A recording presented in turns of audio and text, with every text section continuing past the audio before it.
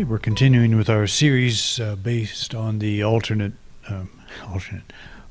Christian, exploring the heart of enlightened Christianity, and today we're looking at the beginning within the end. We're going to look at the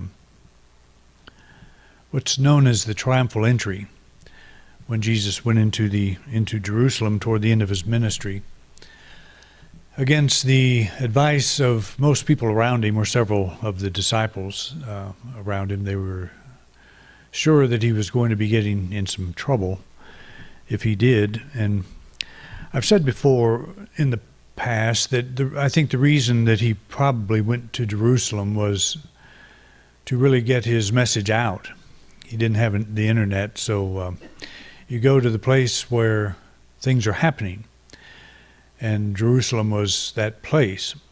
As I've said, it was like the Nashville of country music. It's just the place to go, or the New York for acting, or whatever. It was the place where it wasn't just all about Judaism there. It was the place where new ideas were looked at. People were pretty open-minded overall. And so if you had something to say, something different, that would be a good place to do it. But what he did is he went into the synagogue. He went into directly to the Jewish community and did his thing, and he was ultimately executed for it. And his disciples' fears, of course, were justified in that regard. But there's a principle involved here, and in going into Jerusalem. He says something that's very interesting. He says, unless a grain of wheat falls into the earth and dies, it remains alone. But if it dies, it bears much fruit. And we all know what he's talking about, and the people that he would have been talking to at that time would have known exactly what he was talking about, because they were all familiar with agriculture. It was a lot more hands-on than it is now, although many of us have gardens and raise our own food, or some of our own food, and we understand what it means that if you take a seed of any kind, if you want it to grow, you have to let it go. You have to drop it in the ground. You have to let it die. We don't think of it that way. We don't think of what the seed is going through when we do this. It just seems like, you drop this thing in the ground, it has no thought or feeling, and it goes through this period of, gestation, and the whole principle takes over that will not activate until the seed is put into the soil. But the seed essentially dies. All the thing that looks like the seed goes away. It's a whole identity that is lost. So it dies to the seed self, but it doesn't stop there. Something more begins to come out of it, and it's a pretty amazing process. But what's interesting here is John makes the comment that Jesus he says this at this time to indicate the kind of death he's going to have. And that may or may not be true. It is what John wants us to think, because John probably took a saying of Jesus and wrote the narrative around it, wrote the story around it. So Jesus may have been, and I have a feeling that he didn't use this as an indication to predict his death. When you think about it, John was written about 60 years after Jesus died. That's a long time. And he could make Jesus into a prophet. He could make him predict, the way that he is going to die. And I think he's referring here to the being entombed and rising from that state of death that we celebrate on Easter. But I think this is a case where you have a teaching of Jesus and you have a teaching of the church. And the teaching of the church is to make him prophesy, to foresee, or to know how he's going to reach his end. And you'll see all through the Gospels that there are references to this type of thing that he seemed to know. And a lot of historians say that people around him would have known he was going to die for this, because what he was doing was making a lot of people angry. And so it wouldn't be like a huge leap, to say this is probably what's going to happen. It was happening all the time. Anytime people would get a little bit out of line, they would get crucified or put to death in some way. And the crosses were put up right where everybody could see them. So if you had any ideas about becoming a terrorist or some, making waves, just kind of take a look at that and think about it. Give it some pretty serious thought, because the Romans did not hesitate to put people to death they didn't like or agree with. But I think this is a case where we have a teaching of the church, Jesus foreseeing his own death and telling the whole passion narrative, being aware of that, as opposed to what he actually taught. And I have a feeling that he taught just that when you drop a seed in the ground, it dies, it comes to an end, but something new comes out of that. And the reason I think that's true is because it's consistent with the mystical thread that I've been talking about. There's three elements to that. You have the omnipotence of God, the power that transforms the seed that's involved in this saying.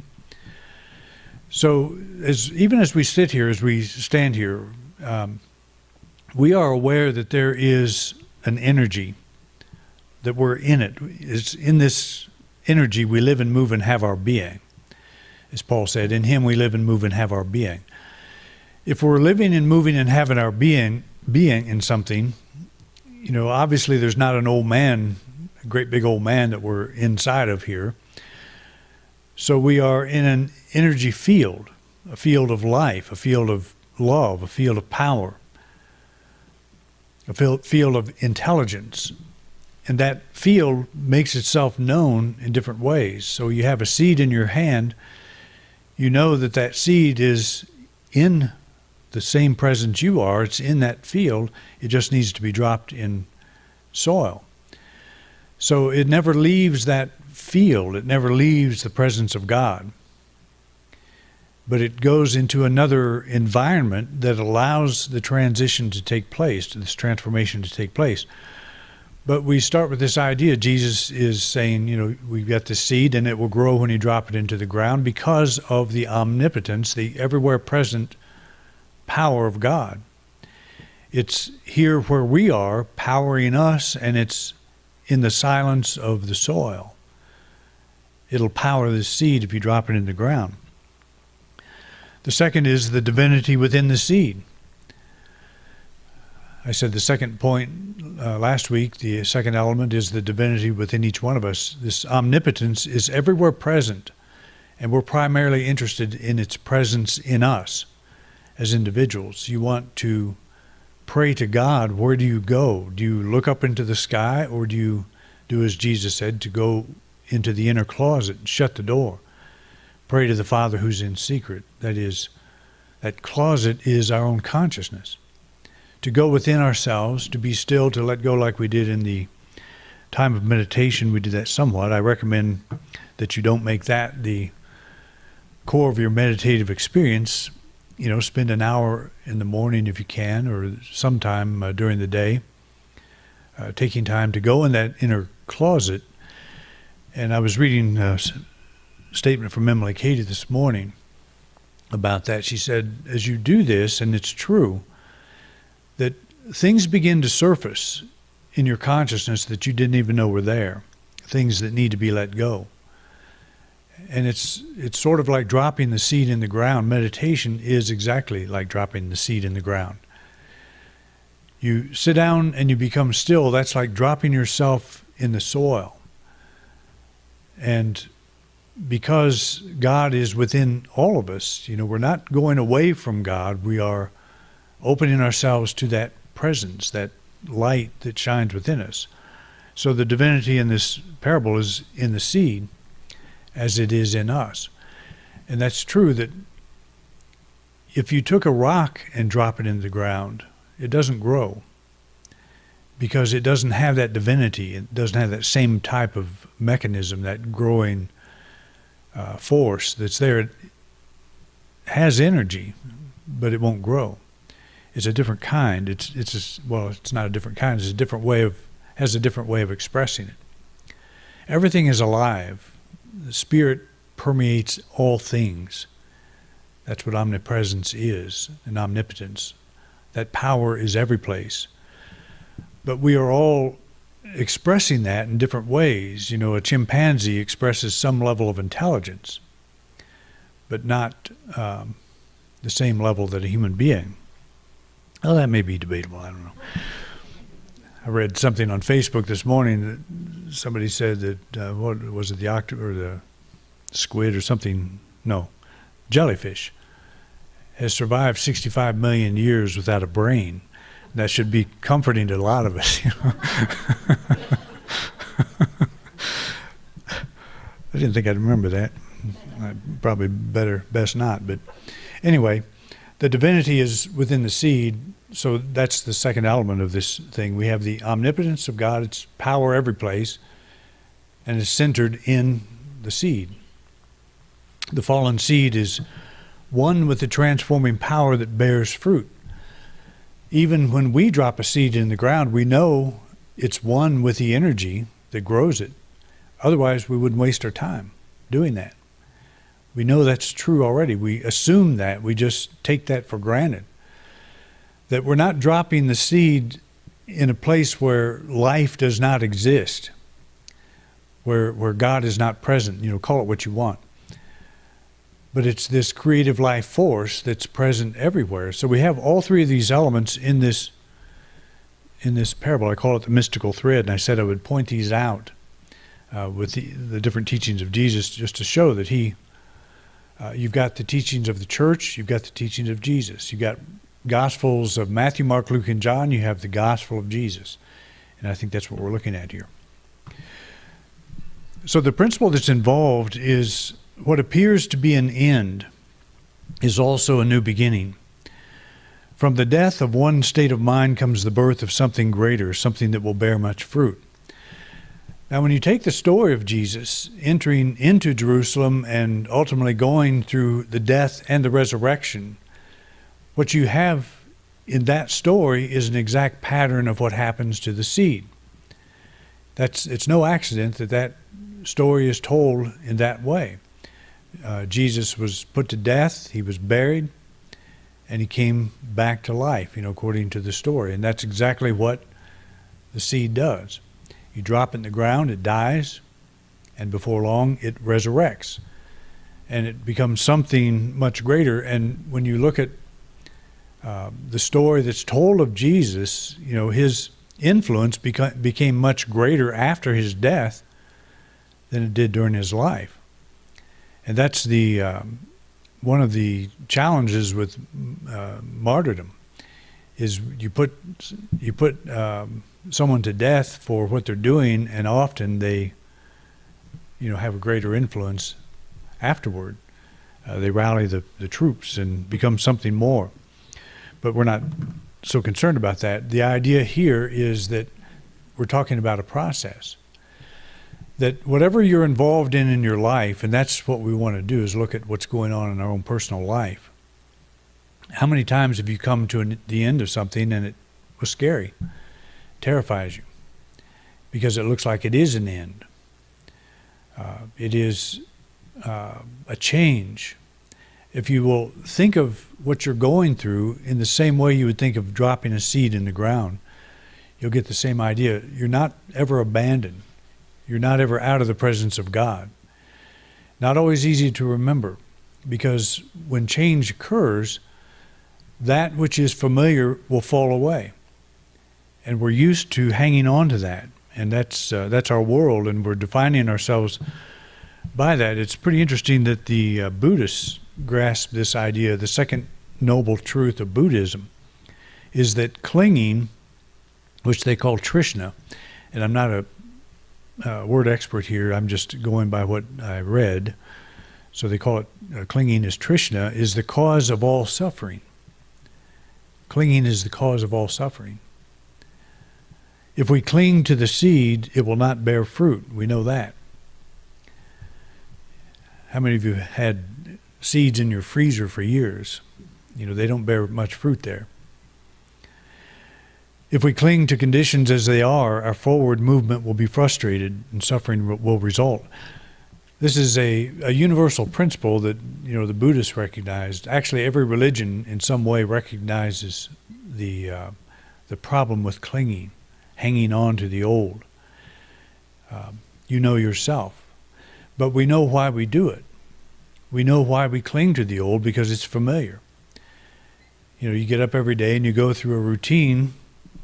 If that routine is upset, that's what we've noticed about a cat. You know, if you put the cat's food in a different place, it can like really upset them, because they know where it is and they know where to go. And well, we're kind of that way too in many ways. It's we like to be able to get up but we may complain about it the whole time. You know, I hate my life. It's so boring. But I love it because it's predictable. You know, it's we're clinging to something that we are familiar with. And, you know, we don't always cling to things we love, do we? Sometimes we cling to things out of fear. We don't necessarily love them. We just don't know what we'll do without them. And how many relationships, I know I've seen that happen so often in times of counseling and so on. It's two people don't really love each other, but they're just kind of bad habits. You know, they get to the point where, well, I'm used to seeing you around, so I don't know what to do. We'll fight. Let's just fight. And I'm not putting that down. That's just called marriage, I guess. It's just sort of like that sometimes. But we've all been there. We've all been in situations where we were afraid to let go. Not necessarily because we really liked what we were doing or what we had, but because we didn't know what was beyond that. We didn't know what would happen if we let go. So if that's the cause of all suffering, the remedy is to let go. But I don't think that means you just burn all your bridges today. You know, you make a bunch of phone calls. I'm quitting. I'm doing something different now. And it's taking time to be still and letting this process occur in you. You know, let this seed be dropped into the ground within your own being until you get, you know, what I call the center of strength, till you find your center of strength, your center of power. If you let go when you're terrified of letting go, that is a miserable experience. But if you take time to let this process in you, and you let go in that way, you let go mentally and emotionally first, you let it dissolve in you. You let go. You'll see that you touch something in yourself that is extremely important. And what you touch is that element that makes the seed grow. It's a living thing. The seed doesn't go through this. It doesn't have the mentality we have. It doesn't think about, well, I don't want to be dropped in the ground. I don't want to change my life. I'm perfectly happy in this jar. I don't want to go through a change. I don't want to bear fruit. I've got a lot of friends. You know, we're all piled up here in this jar. We're happy. I don't need anything else. I'm perfectly good. But there's something that doesn't let us do that, at least human beings. There's something that keeps pushing, something that says, don't stop here. And I keep going back to the idea that that's the thing that brought you into a teaching like this in the first place. You know, most of us left something that was touted as absolute truth. This is the way it is. If you want to get to heaven, you better stay on this path. So it would take something pretty strong to get us to deviate, to take a left instead of a right, as we're supposed to. And that something is always active in us, always pushing. It's not pushing in a negative way, but it is uncomfortable. It just tells us that there's more to your life. It is a discomfort. But it is, and we can't always put our finger on what it is. But what we notice is when the opportunity for change comes along, we immediately try to get things back to the way they were, even though we don't really like it. So it's better to take time to just get away from that whole process of trying to figure out what to do. Go within yourself and begin to let go of everything. This is not me. There's more to me. And I'm open to that more. It hasn't happened too often in my life where God answered my prayers with bolts of lightning or just, total explosions where things were suddenly different. It was always starts with an unrest. And that unrest leads to questions, and it leads to a soul-searching process. It may lead to a book, and I open that book, and that book says exactly what I'm feeling. That's what happened to me at the age of 16, and it's happened many times since.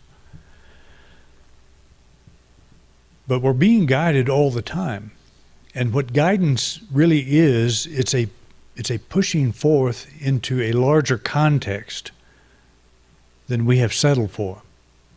It's a way of, and it always involves unrest. Something's not quite right. I don't know what it is, but something's not quite right. So we take this in our time of prayer, and we open ourselves to just letting go of the energy that we have around any fear that we're employing to hang on, to cling. If clinging is the cause of all suffering, then all I have to do is say, I'm clinging to something. That's why I'm not comfortable. That's why I'm suffering. And you can often tell what you're clinging to, as Emily Cady said. As you become still, things begin to surface you didn't even know were there. It's not necessarily that I have to be here. It's that I'm here for a reason that some part of me has chosen. But what if that part needs to go? What if that part of me needs to let go? What if I need to let go of that part of me, I should say? Like my seed identity. Everybody knows me as a seed. If I show up as a plant, nobody will know who I am. The plants will know. You'll have new friends. It'll work out. But that's the idea. And so if you feel like you're squeezed in, just look at that idea. What am I clinging to? And just see that seed in your hand and see yourself dropping it into the ground.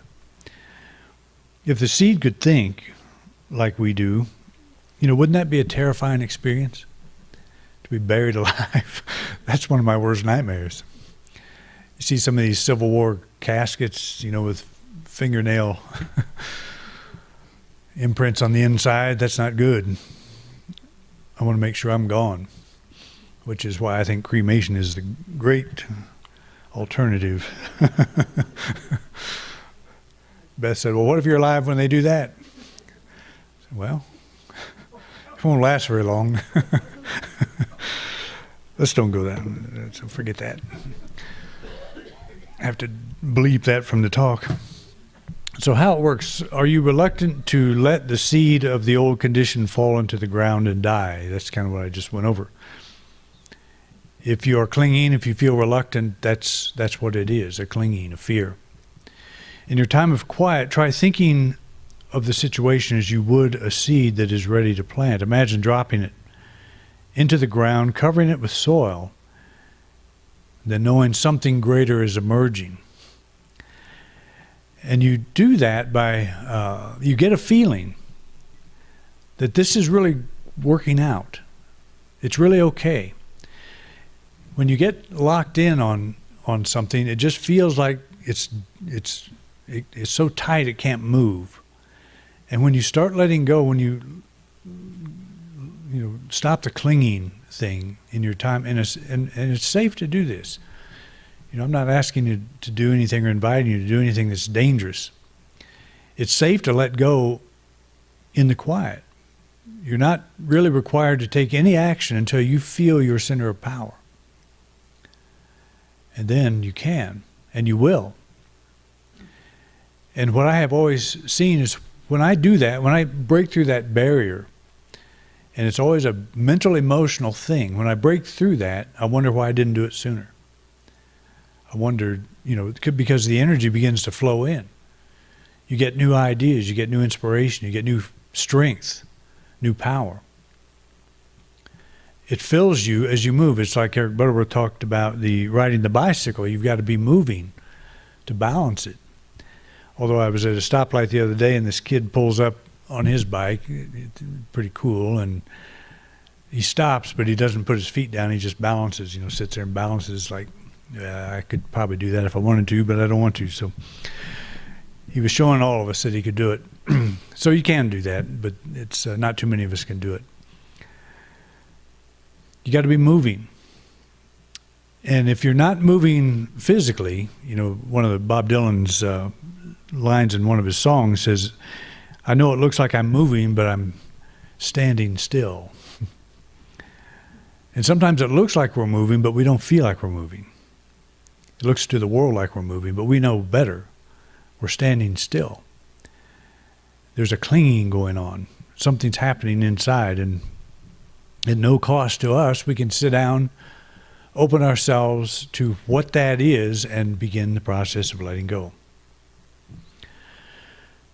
How the new emerges is not your problem, and that's a hard one to stop clinging to. I've got to figure this out. But how the new emerges is not your problem. You go be still. Bringing the plant out of the seed is not the seed's problem. It lets go totally. It continues to be what it is at the deepest level. And that's what's required of all of us. Your job is to let go and trust, knowing the divine is now working its greater good through you. All right? So next week we will look at the Easter story in a little bit deeper way, and look forward to seeing you, and thanks for coming out. You've been watching a talk presented at the Unity Church of Grand Junction by Reverend Doug Bator. We would like to thank everyone who joined us here today in beautiful Grand Junction, Colorado, as well as those of you who are joining us online. Thank you so much for watching. If you like this video, please like and subscribe to our channel. Also, please feel free to share this video with anyone you think might be interested or benefit from this message. If this video brought value to your life, please consider making a donation by clicking the link below to our PayPal donation account. Thanks again so much for watching.